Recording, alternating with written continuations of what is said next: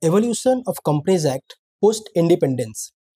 After independence in 1950, the Government of India appointed a Company Law Committee under the chairmanship of Sri H. C. Bhabha to recommend revisions to the Indian Companies Act, taking into account the evolving needs of Indian trade and industry.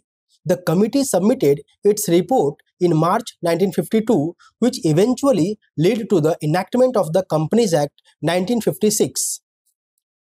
In the wake of the 1991 economic reforms, a working group was constituted to rewrite the Companies Act with the objective of fostering the growth of Indian corporate sector. The aim was to encourage foreign institutional investments and foreign direct investment, while also streamlining and deregulating government policies.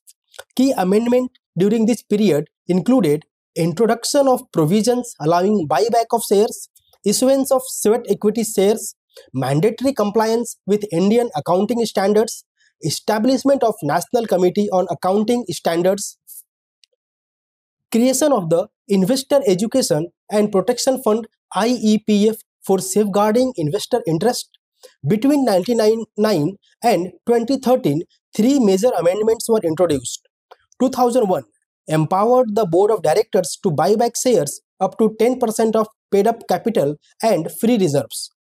2002 simplified the winding up process, ensured rehabilitation of sick companies, and protected workers' interest.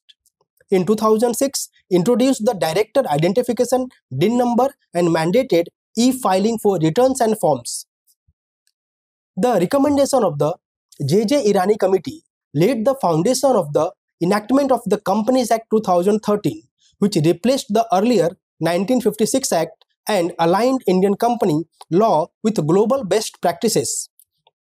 This landmark legislation introduced several progressive concepts including corporate social responsibility (CSR), class action suits, fixed tenure for independent directors, stricter norms for raising public capital, prohibition of insider trading by director and key managerial personnel, right of first refusal or right of first offer in the context of share transfer in public companies,